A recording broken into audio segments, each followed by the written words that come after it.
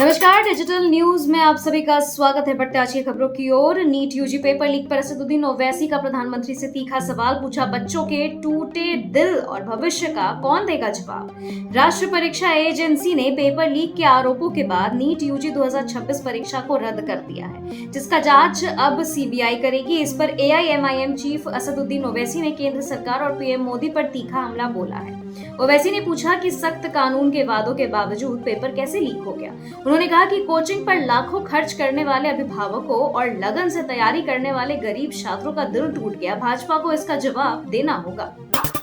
जयपुर की printing agency से शुरू हुआ नीट पेपर लीक का खेल नासिक से होते हुए तमिलनाडु और केरल तक फैला जाल। नीट यूजी 2026 पेपर लीक की जांच में चौंकाने वाले खुलासे हुए हैं। सूत्रों के मुताबिक लीक की शुरुआत जयपुर स्थित पेपर छापने वाली एजेंसी से हुई, जहां से यह सबसे पहले महाराष्ट्र के नासिक पहुंचा।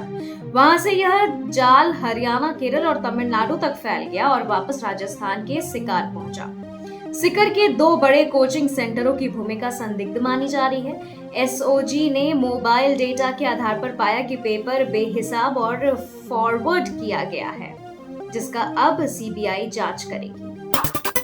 राजस्थान की गेस्ट पेपर ने डुबोए नीट यूजी 2026 के नैया। 5 लाख में बिके हाथ से लिखे 120 सवाल। नीट यूजी 2026 के रद्द होने के पीछे राजस्थान के चुरू से फैला एक गेस्ट पेपर मुख्य वजह बना है।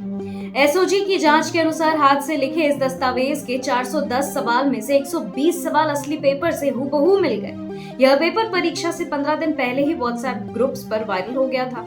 शुरुआत में इसे 5 लाख रुपए में बेचा गया, लेकिन परीक्षा से पहले इसकी कीमत 30,000 तक गिर गई। इस मामले में अब तक 13 संदिग्धों को हिरासत में भी लिया गया है।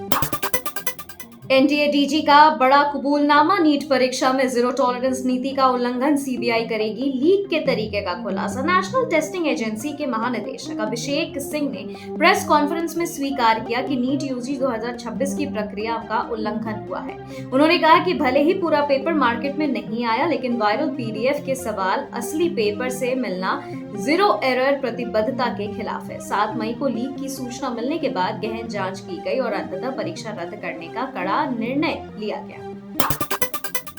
विकसित भारत में पेपर लीक का बोलबाला। कपिल सिब्बल ने नीट मामले पर सरकार और शिक्षा मंत्री को धोया। राज्यसभा सांसद और वरिष्ठ वकील कपिल सिब्बल ने नीट परीक्षा रद्द होने पर केंद्र सरकार पर जोरदार हमला बोला है। उन्होंने तंज कसते हुए कहा कि देश शिक्षित भारत तो बना नहीं, लेकिन विकसित भारत की ओर बढ़ रहा और जहां हर चीज लीक हो रही। सिब्बल ने सवाल उठाया कि 2016 से लेकर 26 तक बार बार पेपर लीक होने का जिम्मेदार कौन है। उन्होंने शिक्षा मंत्री से इस्तीफे की मांग करते हुए पूछा कि क्या प्रधानमंत्री इस गंभीर मुद्दे पर छात्रों से मन की बात करेंगे।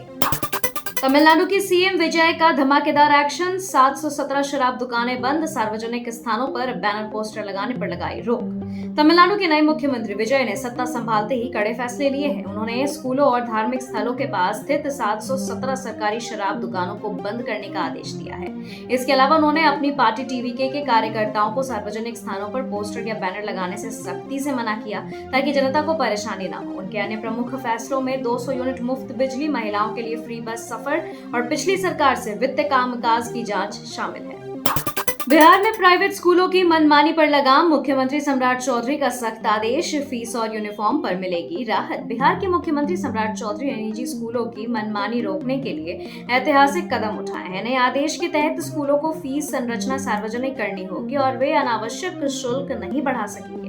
सबसे बड़ी राहत यह है कि अभिभावक अब कहीं से भी किताबों या यूनिफॉर्म खरीदने के लिए स्वतंत्र होंगे। साथ ही फीस बकाया होने पर किसी भी छात्र को परीक्षा या रिजल्ट से वंचित नहीं किया जाएगा। नियमों का उल्लंघन करने वाले स्कूलों पर अब कड़ी कानूनी कार्रवाई की जाएगी। बंगाल में मुख्य निर्वाचन अधिकारी को मुख्य सचिव बनाने पर राहुल गांधी ने भाजपा ईसी को घेरा। पश्चिम बंगाल की नई भाजपा सरकार द्वारा राज्य के मुख्य निर्वाचन अधिकारी मनोज कुमार अग्रवाल को मुख्य सचिव नियुक्त करने पर विवाद खड़ा हो गया है।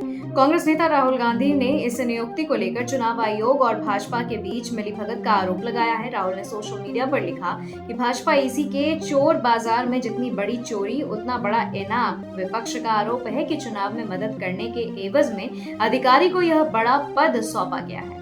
इंदिरा गांधी की फर्जी न्यूज क्लिप वायरल, सोना न खरीदने की पीएम मोदी की अपील पर छिड़ा सियासी घमासान। प्रधानमंत्री मोदी की सोना न खरीदने की अपील के बाद सोशल मीडिया पर 1967 की एक कथित न्यूज कटिंग वायरल हो रही है, जिसमें दावा किया गया है कि तत्कालीन पीएम इंदिरा गांधी ने भी ऐसी ही अपील की थी। हालांकि जांच में यह खबर अखबार की कटिंग पूरी तरह फर्जी पाई गई है। भाजपा नेताओं द्वारा इसे साझा किए जाने के बाद विपक्ष ने सरकार को आड़े हाथों लिया है। यह विवाद ऐसे समय में आया है जब देश की आर्थिक नीतियों पर बहस तेज है। चेन्नई एयरपोर्ट पर बड़ा हादसा टला। एतिहाद एयरवेज के विमान में हाइड्रोलिक लीक, 280 यात्रियों को सुरक्षित उतारा। अबू धाबी जाने वाली एतिहाद एयरवेज की फ्लाइट EY343 को चेन्नई एयरपोर्ट पर टेक ऑफ से ठीक पहले तकनीकी खराबी के कारण रोकना पड़ा है। प्री टेक ऑफ जांच के दौरान इंजीनियरों ने विमान की हाइड्रोलिक सिस्टम में लीक का पता लगाया। विमान में सवार सभी 280 यात्रियों को तुरंत सुरक्षित बाहर निकाल लिया गया।